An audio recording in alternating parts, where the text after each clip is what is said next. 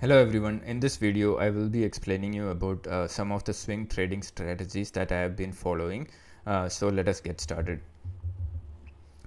So I will be doing it in a format of a course. So what will be covered in this course is shown in the top here. So I will be showing basics of swing trading, a little bit about candlesticks, what are the basics of price action, and what are the basics of chart trading, how you have to manage your risk, and a few topics on the human psychology that you need to understand while you're trading stocks. So what is not covered in this series is how to set up a broker account and how to place your first buy order for a stock, which I think will be different depending upon each of the broker. So what I'm trying to do is a generalized strategy based course. So for that reason I will also be not talking about which stock to buy, and I will not be discussing there is a holy grail that you have to follow, or there is an AI indicator that will work every time in the stock market, because to my knowledge nothing of that sort exists in the stock market. There is no holy grail. All the indicators that you can see, or any course you see online, people will be trying to say use this indicator because that will be going to work every time, which is not the case, because what they will be trying to do is to sell you a course or sell you something that actually do not work, but they can make a lot of money. So I will not be doing a lot of detail in the strategy that I will be showing, but those are the two strategies I think will work most of the time. There is no guarantee that it will work every time. So the most important part when following these strategies is to understand that there is no strategy that is going to work every time. So even if you have these strategies, uh, ultimately you have to manage your risk. You have to understand what is risk to reward, which I will be covering in this course, and you have to learn when to get in, when to get out, and controlling your FOMO, or which is basically fear of missing out. So what is swing trading? Swing trading is a style of trading that attempts to capture short to medium term gains in a stock or any financial instrument over a period of few days to several weeks. And swing traders primarily use technical analysis to look for trading opportunities. And this is something that I copied from Investopedia, which basically means swing trading is something like very simple as, okay, you buy a particular stock, and you normally buy a stock with the hope that the price of the stock will go up in your favor. And if the stock price keeps going up in your favor at a certain point, after a few days or few weeks, you say, okay, I thought the stock has reached the limit, and you are in a good profit, so you book your profit. So that's what basically swing trading does. So normally 99% of the people who invest, like the retail people who invest in the stock market, generally go on the long side, which means they buy at a lower price and they try to sell at a higher price, and that is the conventional swing trading strategies. But just to let you know, there are people who also do short selling, which means you sell first and try to buy it later, which basically means you're doing a reverse of what majority of the people are doing. And normal brokers do not let you do that, because in a normal broker account they don't lend you shares to do that, because you're not owning anything first, right? Like first you're saying, I'm ready to short the stock at this particular point because I know the price of that stock is going to fall in the next few days or the next few weeks, and when the stock price actually falls, you're going to cover your short. So that is a method called as short selling. But I will not be showing any short selling strategies in this video. Maybe in another video I'll be showing short selling strategies in stock market. And what are the advantages of swing trading? The number one advantage is that you're not a day trader anymore, or you're not looking at the screen actively and managing a leveraged position like the day traders. You are sitting back, relaxing. You get to do other stuff, like if you're doing a full-time job, swing trading is something which is really good to know and implement, because you can definitely make a lot of side income by doing swing trading. And also another important thing is less transaction cost, which means every time you buy and sell a stock, you have to pay transaction cost to your broker, brokerage commission, etc. So all these are removed from uh, your business or your stock market participation, because you're not actually doing any of that when it comes to swing trading. So the number of transactions you do is quite low, which means the transaction cost is also very low. But there are a few disadvantages as well. The number one being the overnight risk. So overnight, anything can happen to that stock or that company. Let's say there is a scam, and let's say the CEO of that company was unfortunately, his name was also involved in that scam. Even though if that scam is true or not true, the stock can open up like a big gap down on the next day and really kill your profits. Same with any international issues, right? Like if there is any geopolitical issue, there is a war breakout, or any economy related issues like inflation or some currency devaluation, etc. So all that can potentially cause a lot of significant risk in your position, which will be beyond your control. So overnight the markets are closed, so even if you find that these issues happened, you will not be able to do much because the market is closed. And the another disadvantage is that the swing trading relies on momentum, because you want the results within a few weeks or few months, right? Like you're not like a fundamental analyst who is ready to sit on that stock for like 10 to maybe like 5 to 10 years, because they understand the fundamentals, they understand how the economy works. So their time period is a long time frame, but you're trying to capture a momentum. And one biggest problem with momentum is that generally the stock market is not trending. It's if you look at the number of trending days to number of days that the stock market is flat or goes within a range, number of days trending is quite low compared to the flat days. So the number of trending days you can get in a stock market is quite low. But things are changing now because of more participation. Like the last 2024 entire year, most of the year the stock market was trending. So there are exceptional years, so but there will be years where the stock market participation is very flat and very quiet. So all these can affect your swing trading performance and returns. And also your capital is blocked in a particular stock. So before the trade matures, generally you cannot get out of that position. So you are blocking your capital, which is also an opportunity cost, which means if there was an opportunity on another stock that you find much more interesting, you will have to either bring in additional capital or book loss or small profit on this particular stock. So a lot of those decision making will be difficult if you don't have reserve capital, how you manage your money, and all those things. So those are the disadvantages, and there are a lot of advantages as well. But before even getting started, this slide is extremely important to understand what moves the price. And most of us, when we buy the stock, you have to understand that you're not buying it from the company, you are actually buying it from somebody who is selling that stock at that particular point of time, which means somebody is thinking exactly opposite of what you are thinking. That's why they sold the stock to you, and now you own the stock with the expectation that the price of the stock is going to go higher. And what drives this price of the stock higher? It's only and only because somebody is ready to pay a higher price than what you paid for.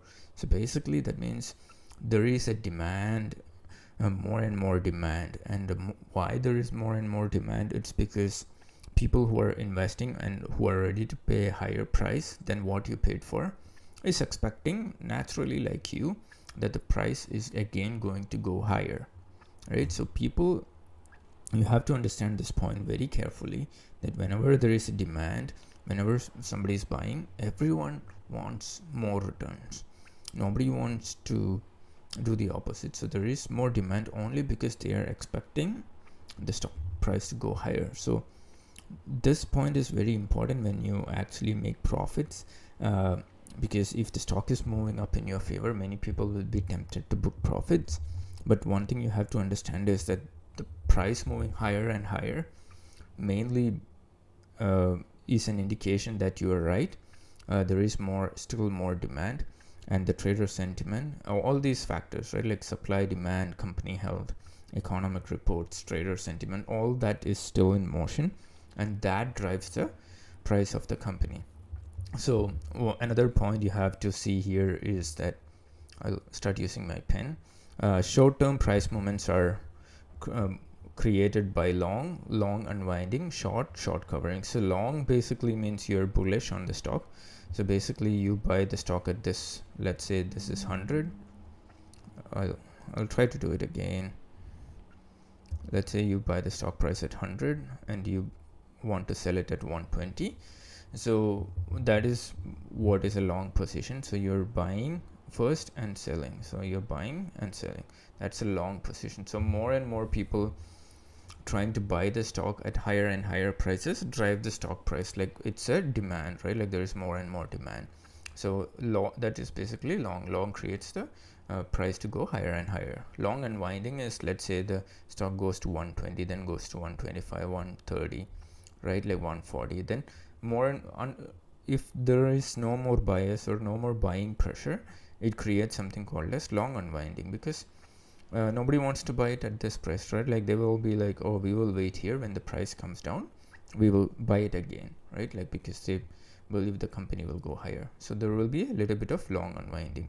So that also creates a drop in the price. So those two are clear, I guess. The same thing with short and short covering.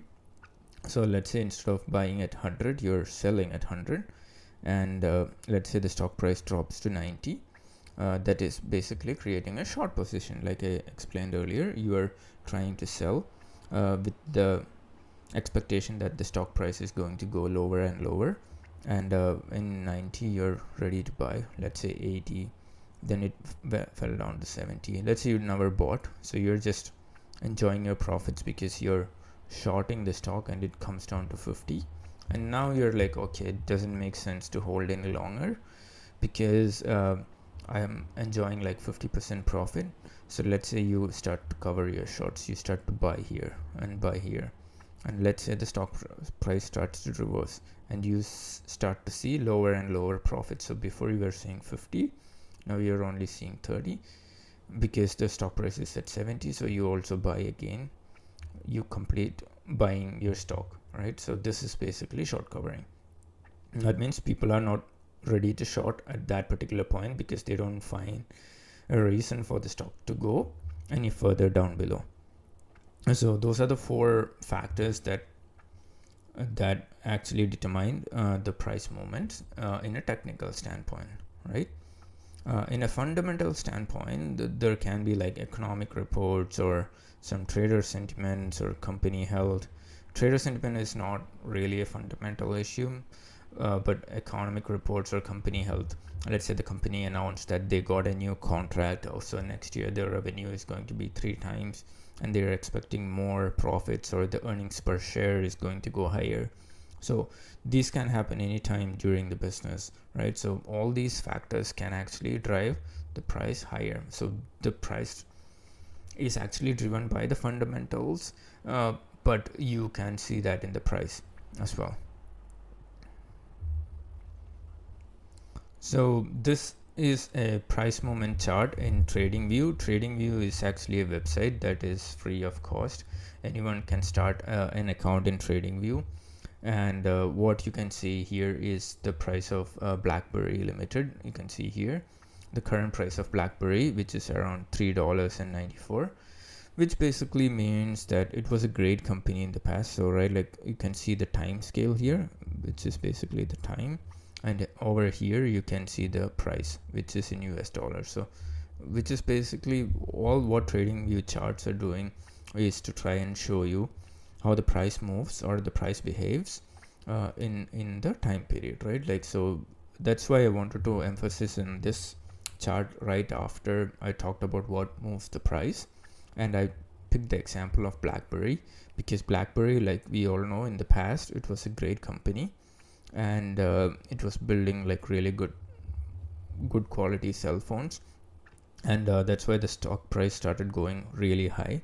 But around 2008 2009, that's when we started getting the Android phones in the market, and also we started getting more and more iPhones in the market. So BlackBerry did not adopt to any of those technology, and that actually led to the fall in price of BlackBerry. So you can see all that in the chart, and instead of going with a normal chart, what I've used is a candlestick pattern. So you can change that here to candlestick, and each candle indicates the price movement, and what I have selected is a weekly time frame.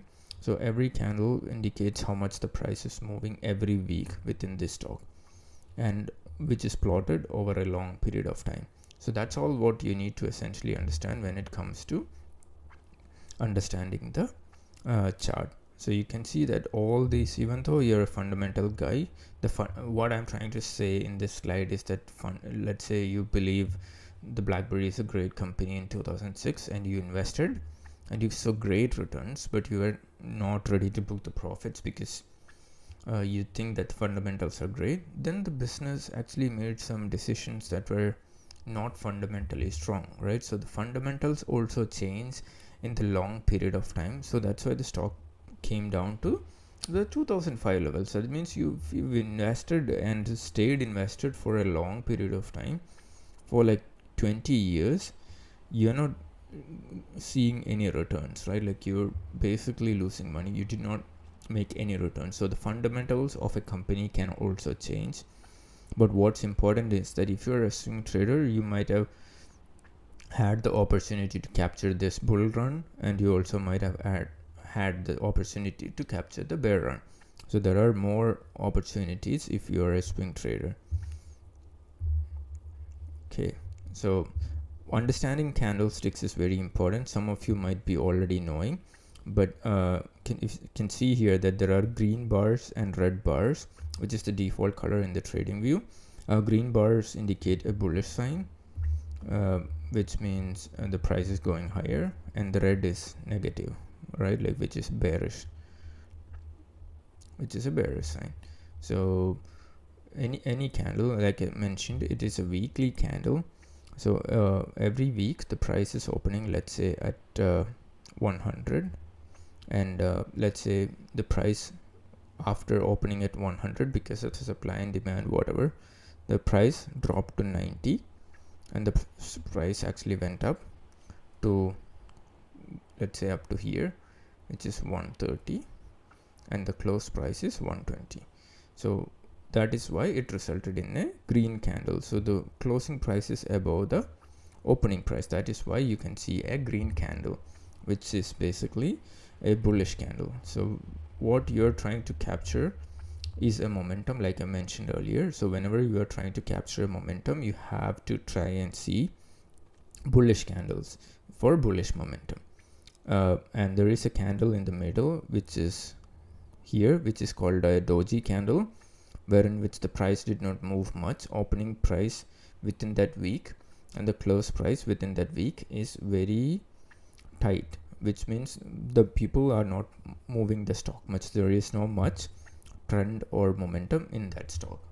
And you can see here there is a bearish candle as well. The bearish candle is basically trying to show you a downward candle where the open price and close price is in the opposite direction, which means the close price is way lower. If I put like same values here, 120, if I put 130 here, 190, that means there is a negative sentiment. So now let us look at two strategies for swing trading. So what I'm trying to show in this video is first strategy, which is momentum investing, which is basically riding a momentum like we discussed in the previous video.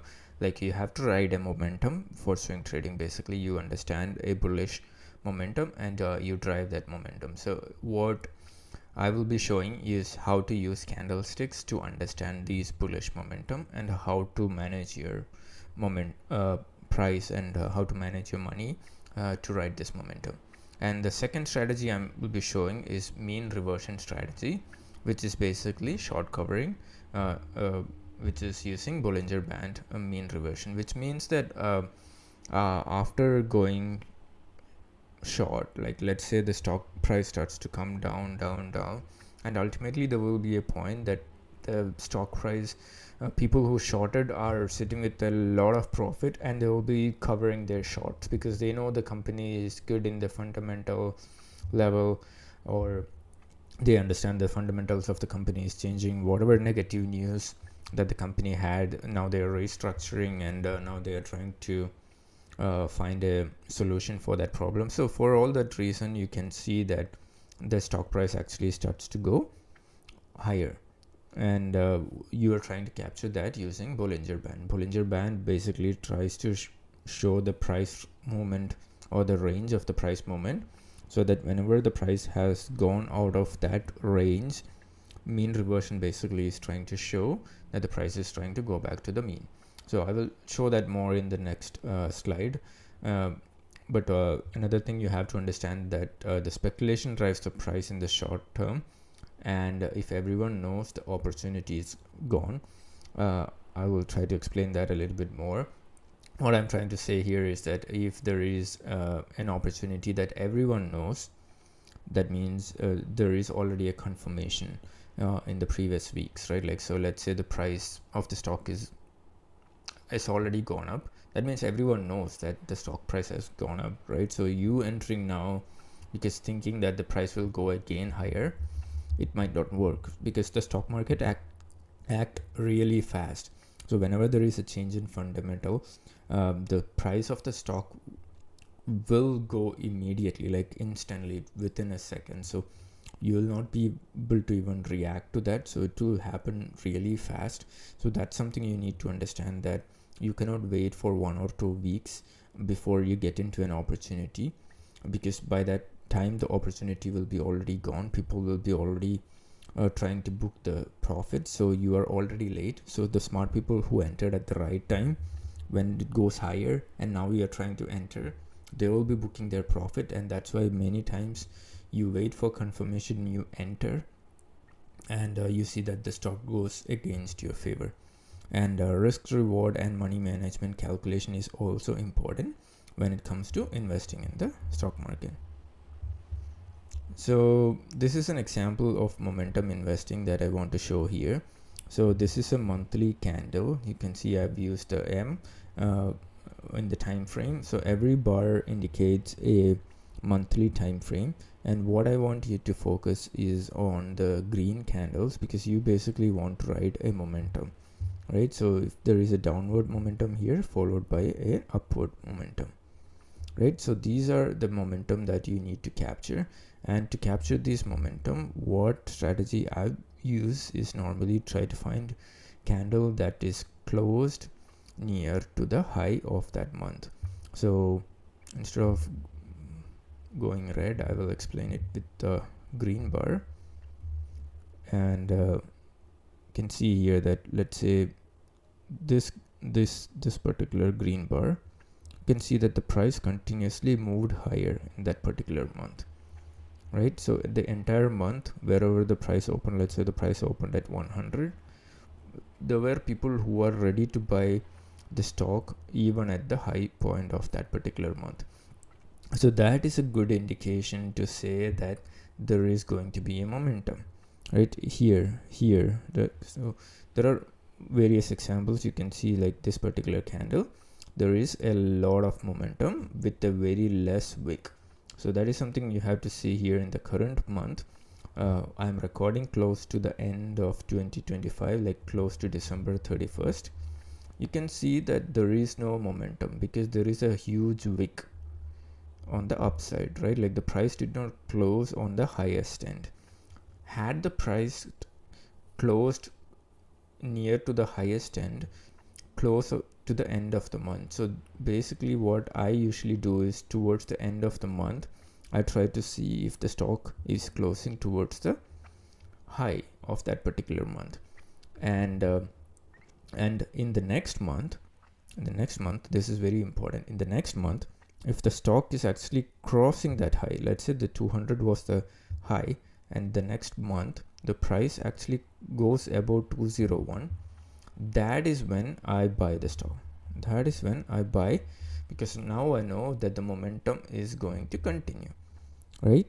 And I usually keep a exit of 50% of the previous month or low of that previous month. I do not have a specific stop usually, because there is a lot of factors I consider before putting the stop loss, which is basically the point at which I will book the loss and exit if I am wrong.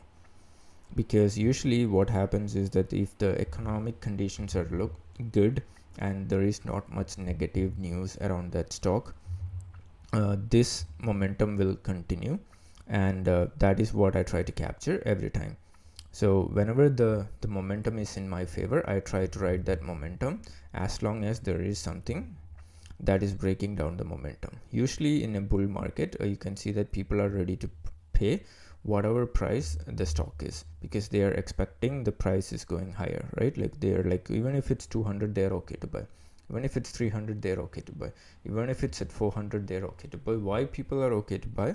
Because like I said earlier, they're expecting a higher movement of that stock. So that is something you have to understand. But currently you have to see that this month the closing was not that strong, right? Towards the end of the month, you can see a huge uptick. Like the stock is like finishing something like this. That means people towards the end of the month did not join the party, or whoever was ready to buy at all these levels, they were not able to close the price close to that higher level. So right now I will not be buying this particular stock. So whenever the momentum is close to the highest point, and the next month if the stock can actually break that and continue the momentum, that is a good sign or a good entry point for somebody to go and buy a stock. And this is a very simple example of momentum investing. I can do another video to talk about the details and stuff, but I usually have a free Telegram group, and I try to see such momentum strategies myself whenever I am buying a stock, and I usually tell the stock. So towards the end of the month, what you actually have to do is find out stocks that is actually closing near the high of that particular month. That's a good indication that there is a momentum that is building up. But another thing you have to understand is that if the stock has been in a momentum for a long period of time, you already missed a lot of the good run on the stock. So try to reduce your quantity in the first go and slowly start adding more quantity if the momentum is continuing. Because once there is a good momentum, what will happen is that there will be sudden drops, because a lot of people might be tempted to book profits, and when they are booking profit, if the price comes down, more and more people who join the party will also start booking profit, and which will actually lead to the price dropping even further. That is momentum investing. And the second strategy is based on Bollinger Bands. So Bollinger Band is an indicator. You can click here in TradingView and go and look at the Bollinger Band. And the Bollinger Band, you can see there is an upper band, there is a lower band, and there is a middle band. There are three bands for the Bollinger Bands, and what it tries to do is that it tries to see the price range, right? Like how the price is moving, and it tries to contain the price within a range. So whenever the price is trying to go and touch one particular band, like the upper band, you can see that there is a selling, and whenever the price is in the lower band, you can see that there is a buying that's happening. So what Bollinger Band strategy does is simply try to see when the price is trying to enter from the lower side. So whenever the price is entering from the lower side, that is a good buy. And this again is a monthly time frame. So there are momentum investing and Bollinger Band investing happening at the same time on this particular month, where the stock price was around 200, and the stop loss will be somewhere here below the swing low of that particular candle, and you can usually target for 1:2 risk to reward. So this is your risk, let's say 100. So your risk is around 100. Your reward should be at least 200, which means 200 plus 200, 400. So generally you should target for 400, and you can see that it is somewhere close to the middle band. So that is how the technical indicators help you to understand the price movement, and you can make a position based on these indicators.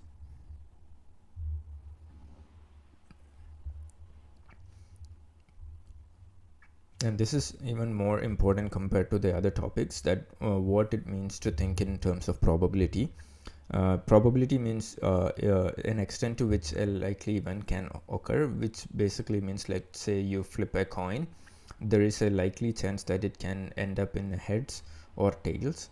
So there is a 50-50 probability, right? So the same thing applies to stock market as well. So whenever you buy a stock, there is no guarantee that the stock will move in your favor.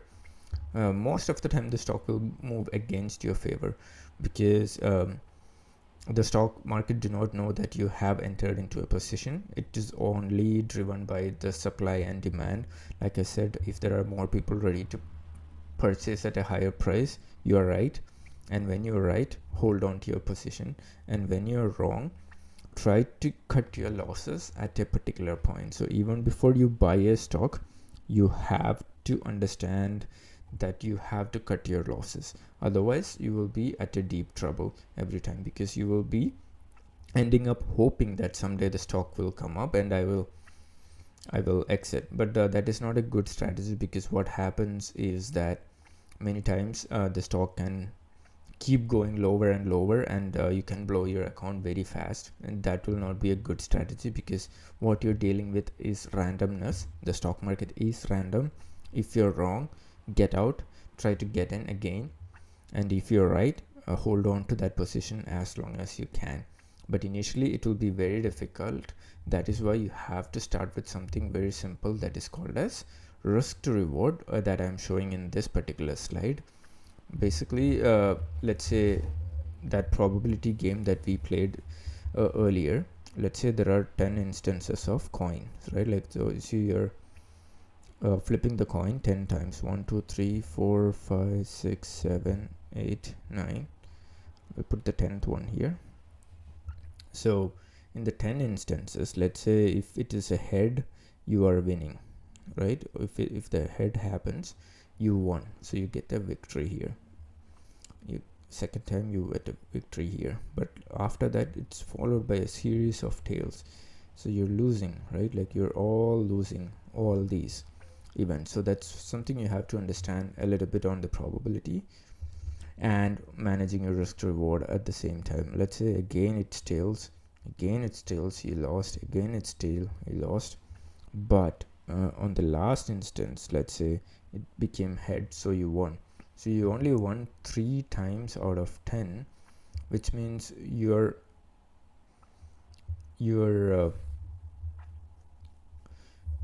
percentage of victory was only 33%, right? And let's say there was a betting condition in which I tell you that if you end up in heads, since you're winning, I will pay you 30, and if you lose, you lose 10. That is a risk to reward of 1:3. I'll explain that again. Let's say if you lose 10, and if you win, you get 30. So the interesting thing is that you have to understand that in this particular instance, you make 30, and you lose 10, and you keep losing 10, right? In all these instances.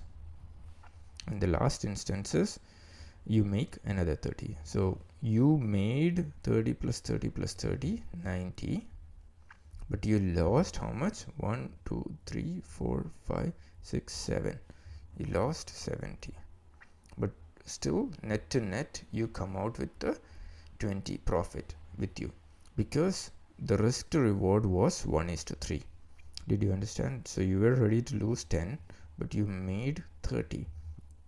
So initially when you're investing in stock market, you have to understand this particular chart, and you have to position your risk, and you have to exit at a reward that is quite higher than your risk, at least 3 times. So let's say you're ready to lose 10, your reward should at least be 30. Otherwise what happens is that in the game of probability you will not be able to survive. So whenever you see a stock moving against you, you don't have to worry, because you have already, even before buying the stock, you have defined, okay, I'm going to lose 10, but that's fine. If let's say if the stock was to go in my favor, I will only book if the stock reaches 3 times my predetermined loss. So that is basically what risk to reward is trying to do. And the same thing apply with money management as well.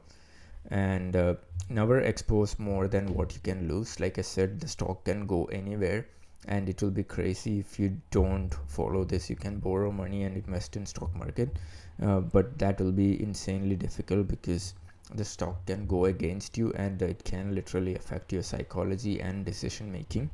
And since you did not calculate your risk before entering, what happens is that most of the time you will be going to bigger and bigger drawdowns, and finally the pain will become so unbearable that you will have to book a very big loss, and has happened to a lot of people. And that's why you have to start with small capital. At least put only like a very small amount you can completely blow up, and it's absolutely fine to wait, because people are investing for 15, 20, 25 years, right? Like if you watch a lot of YouTube people, like there are like really old people who are still investing in stock market, and they have been investing for like 20, 30 years. So they know that these what I understand from them is that what they've been explaining is that the stock market happens through a cyclical phase. That means like even if you miss an opportunity today, it is fine. These opportunities tend to evolve and come back again. But if you lose a lot of money, you will not be able to go back and enter at the right stage. So that is something why money management is so much important, because you can only risk like 5 to 10% of your capital on any of the stocks that you buy, any of the swing trading that you do. If you go more than that, there is a high chance that you will blow up, and you will lose a lot of money. So in the beginning you have to book the profit. That's why in the previous slide I explained about the risk to reward. And once you're profitable, like once you have, let's say you started with whatever, like 10,000, and let's say once you start going up because you're doing something right, let's say you make 15,000 or make, let's say 18,000, now you have enough points or enough profit that the stock market has given you, and at that stage you have to keep riding your position, which means you should not be doing just blind risk to reward at that stage. And at that stage you should be trying to compound and try to keep adding to your winning position. And that is a very difficult skill to master, because most of the human psychology, we want to protect the profits, and what ends up happening is that naturally when the losses happen, we are not ready to book the loss, because it's a painful experience to book loss. And when the pain becomes unbearable, that's when we book loss. The problem with the profit is that when the profit starts to come lower, naturally human psychology, again, it's a fear or it's a pain that's coming back to our brain, that you have to protect the capital or protect the profit. So you end up booking lower and lower profit. But if you have this attitude in stock market, it is going to create a lot of issues. And the number one reason you are having that issue is because of money management, and number two is actually because of psychology, which is actually because your money management is not correct. Once you have enough points, you have to try to ride more and more profits, and that's when the real compounding or the real profit starts to evolve in your stock market journey. All right, and this is the last slide for today. And managing psychology is extremely important, like I've been explaining in the previous slide as well. There are only 4 outcomes to any stock or any trade, whatever you do in stock market. There are only 4 things that can happen. So let's say there is a quadrant where you have like big profit, like a lot of profit, and let's say there is a small profit. This actually, I saw a lot of good traders explaining this concept, and this is extremely important. And in this side there is big loss and small loss. So what you have to understand is this is very okay, this is okay, this is okay, except for this, which is not okay. So you should never book a big loss in your portfolio ever, which can cause a lot of issues if you do that. So one thing you have to keep in mind every time you trade is that never book big losses. Small loss is very fine, very acceptable. Like I said, the risk, you have to define what's your risk. I don't know. And there are some fear, like fear of losing and fear of missing out. I don't want to go into a lot of detail on that, but you already might have watched a lot of video on these topics of how to manage your fear of losing and how to manage fear of missing out.